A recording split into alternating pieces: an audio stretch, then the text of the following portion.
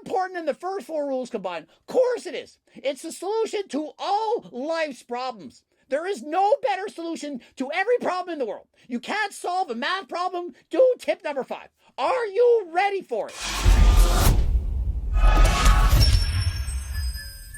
Coach Greg, in today's video, my 5 must-follow rules to cut your body fat in half. And notice, the first thing I said is in half. I didn't say single-digit body fat, I said in half. And so if you're 30% body fat, a realistic goal in half, 15%. If you start at 20, realistically, probably 10%. Now, on the other hand, if you're morbidly obese, perhaps 50, 60% body fat or more, guy like Brentley, your goal should not be to get shredded, to get to single-digit body fat. Sure, you want to, but half, that is realistic. And so imagine Brentley with 60+% body fat. If he gets down to 30, that should be good enough. Rule number 1, eat the most amount of calories possible that still allows you to lose weight. If you're in a 500-calorie daily deficit, that equates to 1 pound of fat a week. There's 3,500 calories in 1 pound, and so 500 times 7, 3,500 calories. To lose 2 pounds a week, you have to be in a daily deficit of 1,000 calories per day. That is in fact a lot. And so the more calories you eat, the easier the diet's going to be, the slower your weight loss is going to be, but the more likely you're going to lose the weight and keep it off for the rest of your life. Track your weight daily and use your median weight in order to determine your trend line, whether you're losing weight or gaining weight. If you're losing weight too quickly, eat more. If you're not losing weight at all, eat less. If you're overweight, but not by too much, perhaps you're at 20, 25% body fat, try not to lose more than 0.5% of your body weight per week. If you're obese, it's okay to bump that up to 1% body fat per week. And it is suggested that if you're morbidly obese, losing at a rate of 1.5% per week, that's okay. But personally, from my own experience as a coach, having coached thousands of people, those who lose weight the quickest are most often the ones that are going to regain the weight. And so I'd much rather see people trying not to lose more than 1% body fat a week, even if you're morbidly obese. And so take a 200-pound person, for example. If you lose at a rate of 0.5% a week, that is 1 pound. To do so, you need to be in a daily calorie deficit of 500 calories.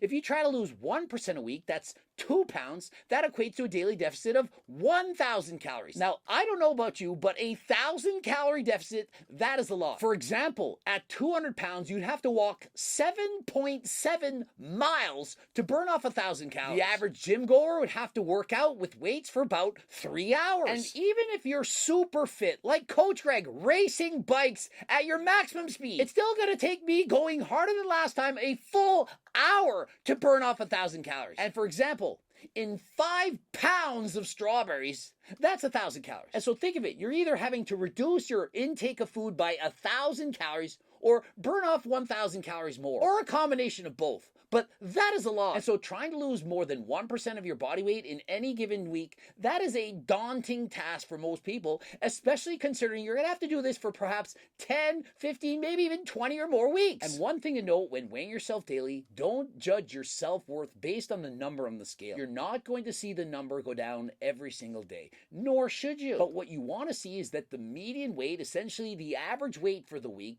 that goes down from week to week. And if it doesn't, that's okay. But if after 3 weeks you're not seeing a change, it's time to either eat less or exercise more. And to the opposite extent, if you're losing weight too quickly, you might be thinking, yes, this is amazing, this is wonderful. Wrong, you don't want to lose weight too quickly, as it may in fact be muscle, and oftentimes it's a lot of water. And so please lose the weight slower than last time. Refer to step 1. And tip number 3, this is a must. You have to exercise. And what kind of exercise? Well, you need to do both cardio and lift weights. You need to do both. Why? Well, if you're just doing cardio, of which I suggest 150 minutes of moderately intense cardio per week, that's zone 2 cardio. It's not Grandma Josephine, slow little walking around.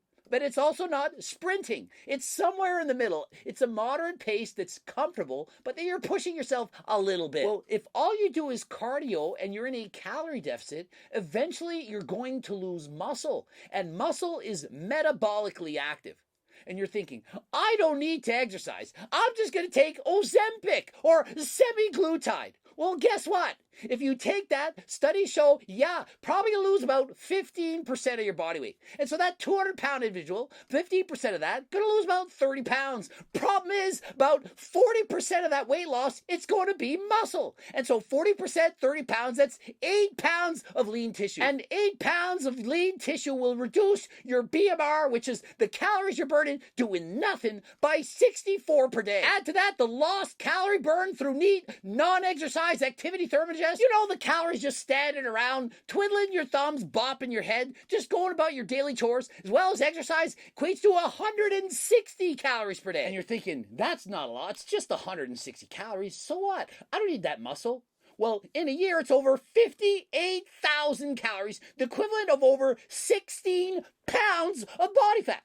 All because you chose to use Ozempic and not lift weights and do cardio. And so congratulations, you just lost out on the opportunity to lose 16 pounds of fat because you're too lazy to exercise. Not to mention, exercise increases longevity. You know, stay on this earth longer. And so if you don't want to live a long and healthy lifestyle, well, don't do cardio. But don't be upset when you don't live longer than last time. And as far as weight's concerned, it's not that hard. You just need to train each body part twice a week, and on any given body part, perform at least one hard set. And by hard, what do I mean? I mean hard for you. If you've never been to the gym before, hard is anything. It's just showing up and going through the motions. If you literally go to the gym and warm up the muscles, your muscles are going to have a stimulus for muscle growth to occur.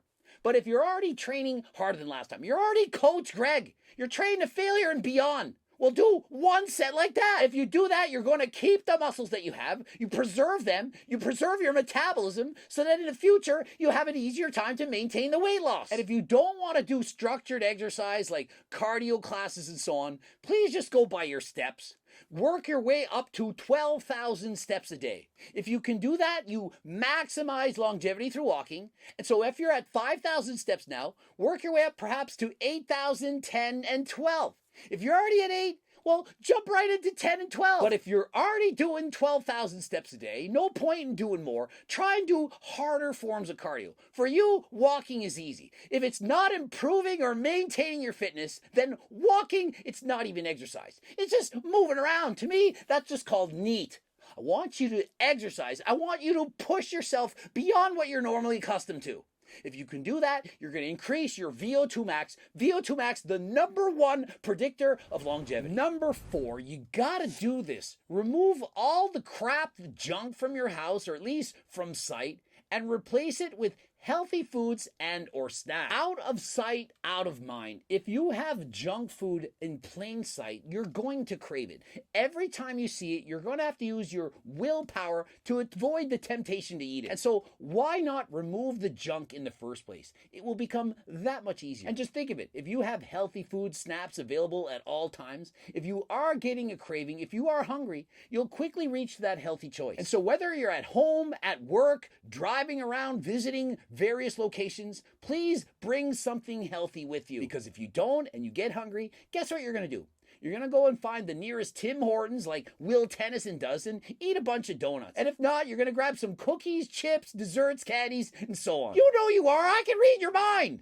And what a filthy mind. Get your mind out of the gutter. I see what you're thinking last night. And so in being proactive, keeping healthy foods around, you make it that much easier to stick to your diet. And tip number 5, this by far the most important. You need to do this. More important than the first 4 rules combined. Of course it is. It's the solution to all life's problems. There is no better solution to every problem in the world. You can't solve a math problem? Do tip number 5. Are you ready for it? My brand new anabolic cookbook 3.0. 180 recipes, 60 more recipes than the last one. Amazing colored photos for almost every single recipe. Tables and charts for calories and fruits, vegetables, protein content, and so on. Quick and easy recipe that any moron can make. So easy. And remember, they are low calorie, high protein, high fiber meals for the big eater. And let's be honest, are people who are overweight people that hardly eat anything? Oh, I hardly touch food. Or are they big eaters? They want a lot of food. And remember, if you are on a diet that you don't love, How long are you going to stick to that diet? Why do you think that year after year I'm able to stay this lean? I practice what I preach, and eating meals from my cookbook I do every single day. And not only that, if you were to read the Circle Diet book, my life's work, how to lose weight, keep it off for the rest of your life, you'd understand everything.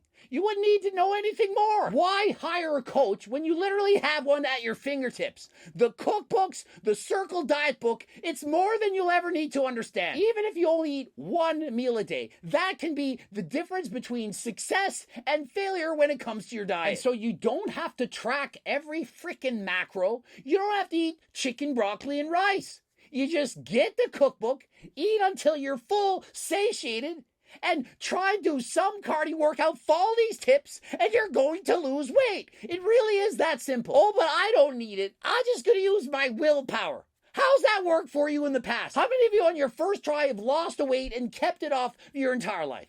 Almost no one. And so if you've tried other diets and it failed in the past, it's not even your fault. Of course you failed. You're biologically programmed to want to eat.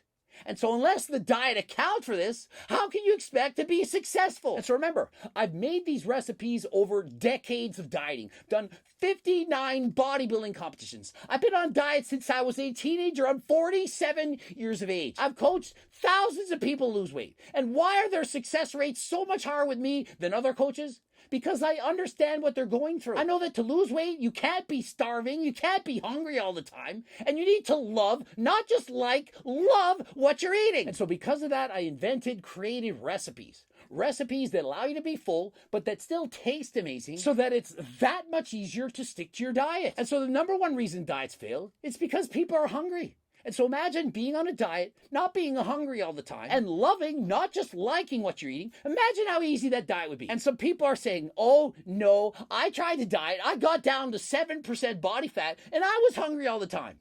Did I tell you to get to single-digit body fat?